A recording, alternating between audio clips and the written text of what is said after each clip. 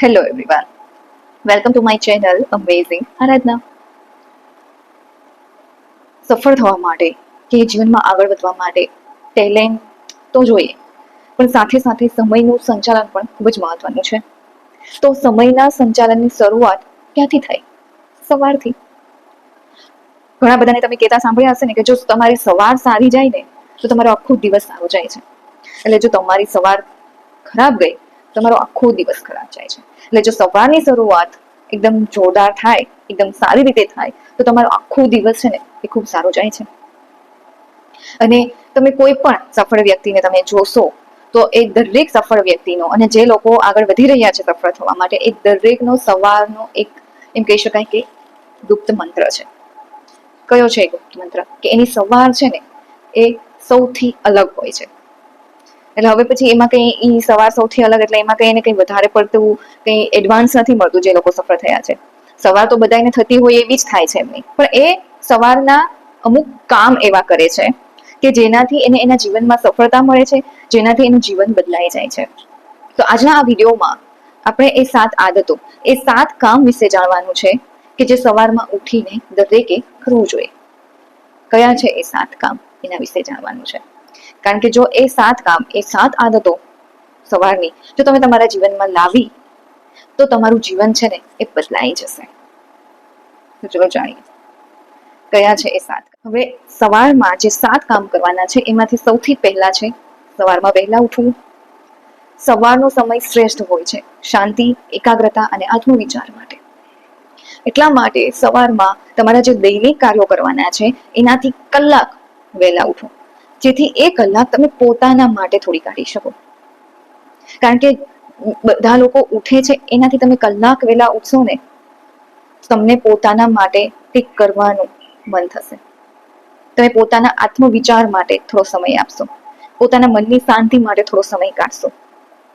અને તમે જો સવારમાં કલાક વહેલા ઉઠશો, પોતાના માટે સમય કાઢશો, તો તમારો આખો દિવસ પણ છે ને એ ખૂબ જ સારો જશે. તમે તમારા આખા દિવસને જીતી લેશો 1 કલાક વહેલા ઉઠવાથી. એટલા માટે કાલથી એક નિશ્ચય કરો કે મારે તમારા દૈનિક કાર્યો કરવાના છે. તો ઘણા એમ કહેતા હોય કે સવારમાં મારે ઘણું બધું કામ હોય. તમારું કામ છે એ 7 વાગ્યાથી ચાલુ થવાનું હોય, તો તમે 6 વાગે ઉઠો. અને જો 6, 6:30 ચાલુ થવાનું હોય તો તમે 5:30 ઉઠો, 5:15 ઉઠો. કલાક વહેલા ઉઠવાનું છે બસ. જ્યારથી તમારા દૈનિક કામ ચાલુ થાય છે એનાથી કલાક પહેલા તમે ટ્રાય તો કરો એક વખત.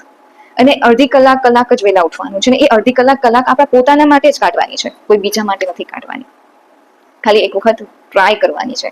એટલે એક નિશ્ચય કરો કે સવારમાં બસ કલાક વહેલા ઉઠવાનું.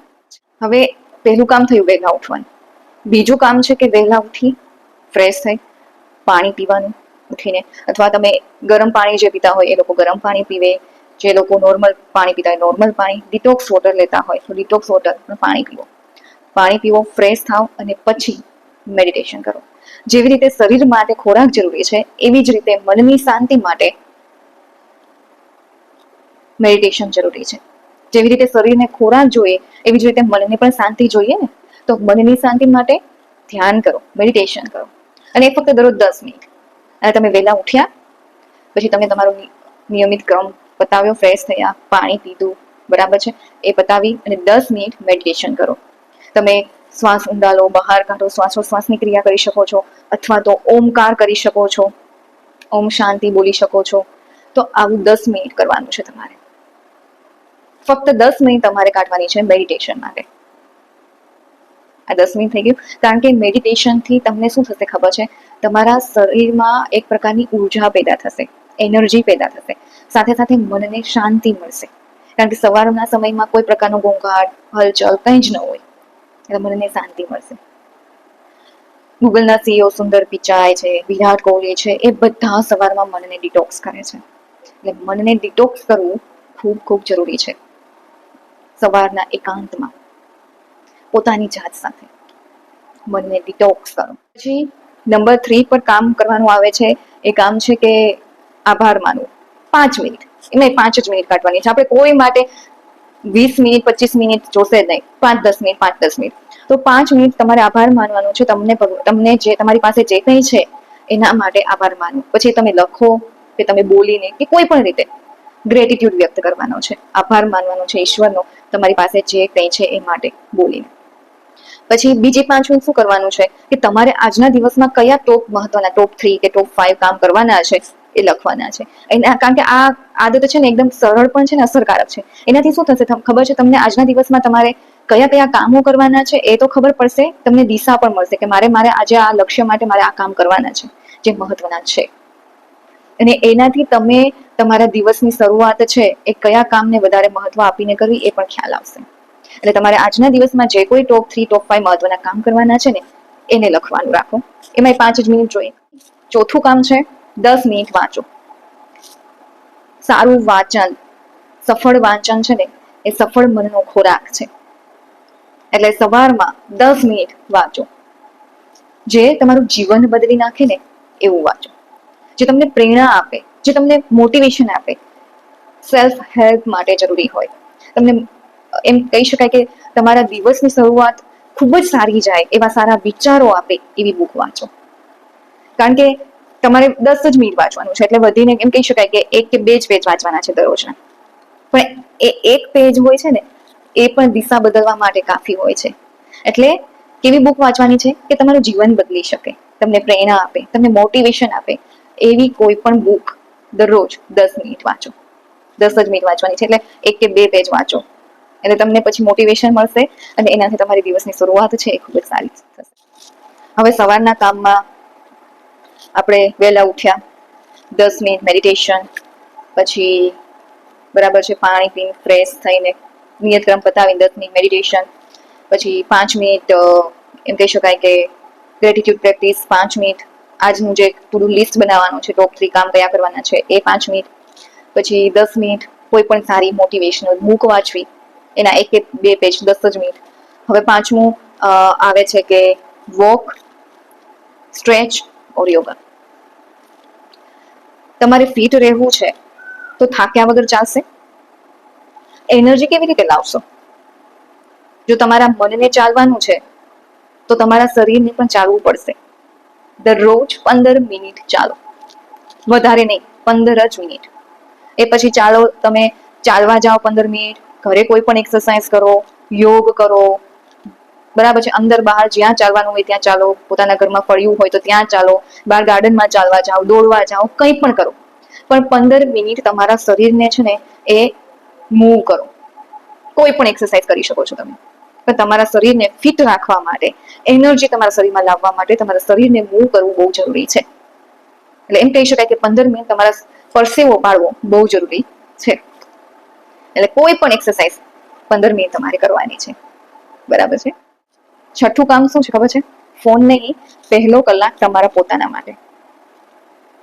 અત્યારે આપણે જે વાત કરી બધી રૂટીનની, સવારના રૂટીનની, એ બધી પહેલા કલાક, સવારમાં પહેલો જે કલાક છે એમાં જ કરવાનું છે. અને તમારા પોતાના માટે જ છે, કોઈ બીજાના માટે નથી. તમારા પોતાના માટે જ સવારનો કલાક કાઢવાનો છે. મોટા ભાગના લોકોને શું આદત હોય છે ખબર છે? સવારમાં ઉઠીને પહેલા ફોન હાથમાં લેવાનો, ફોન ચેક કરે, વોટ્સએપ, ઇન્સ્ટાગ્રામ, ન્યૂઝ, અને પછી એ બધું જ મનમાં સવારમાં ઉઠીને પહેલા એ બધું જ ભરાય. પરંતુ સવારમાં વહેલા ઉઠીને પહેલા તમારે પોતાની જાત સાથે જોડાવાનું છે કે નહીં દુનિયાની સાથે. જે કોઈ સફળ લોકો છે એ સવારમાં પહેલા પોતાની જાત સાથે જોડાય છે, દુનિયાની સાથે નથી જોડાતા.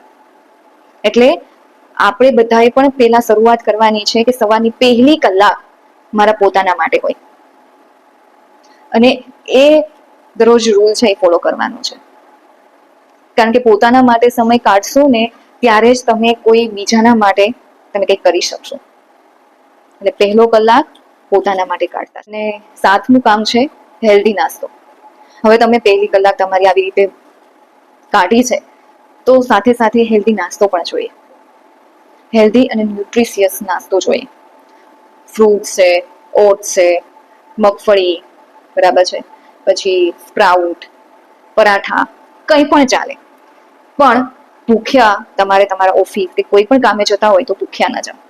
કેમ કે સવારનો નાસ્તો છે ને એ ખૂબ જ મહત્વનો છે, હેલ્ધી નાસ્તો. તમે બપોરે નહીં જમો તો ચાલશે, પણ સવારે તો નાસ્તો કરવો જ જોઈએ. ઘણા બધા કહેતા હશે ને કે સવારનો નાસ્તો છે ને એ રાજાની જેમ લેવો, બપોરનું જમવાનું છે ને એ નોર્મલ વ્યક્તિની જેમ લેવું, અને રાતનું જમવાનું છે ને એ ગરીબ વ્યક્તિની જેમ લેવું. એટલે સવારનો નાસ્તો છે ને એ તો કરવો જ જોઈએ, અને એ પણ હેલ્ધી નાસ્તો કરવો જોઈએ. ક્યારેય પણ ભૂખ્યા કોઈ પણ કામે સવારમાં નહીં જવાનું. નાસ્તો કરીને જ તમારે તમારા ઘરે કામ જે હોય એ કરવાના, અથવા જ્યાં કામે જવાનું હોય ત્યાં જવાનું. એટલે હેલ્ધી નાસ્તો એ તમારા શરીર માટે અને તમારા શરીરમાં એનર્જી પૂરું પાડે એના માટે બહુ જ જરૂરી છે. ત્યારે તો તમારે દિવસ આખો તમારો એકદમ એનર્જી વાળો રહે, તમે પૂરા જોશથી કોઈ પણ કામ છે ને એ કરી શકો. જીવનમાં સફળ થવા માટે, સફળતા મેળવવા માટેની કોઈ એક પર્ટિક્યુલર ફોર્મ્યુલા નથી, પરંતુ દરરોજની આવી નાની નાની આદતો, આવા નાના નાના કામ જ તમારું ભવિષ્ય છે ને એ બદલી શકે છે. સફળતા અને સવાર તમારી એવી હોવી જોઈએ કે સંસાર ઉઠે ને એ પહેલા તમે તમારા લક્ષ્ય માટે એક પગલું ચાલો, એવી તમારી સવાર હોવી જોઈએ.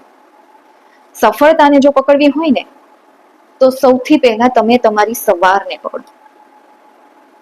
હું આશા રાખું છું કે તમને લોકોને મારો આ વિડીયો છે એ સારો લાગ્યો હશે, અને જો સારો લાગ્યો હોય તો આ વિડીયોને લાઈક કરો, શેર કરો, અને અમેઝિંગ આરાધના ચેનલ પર સબસ્ક્રાઇબ કરવાનું ભૂલશો નહીં. ફરી પાછા મળીશું નવા ટોપિક સાથે, નવી પ્રેરણા સાથે, નવી વાતો સાથે. Thank you so much.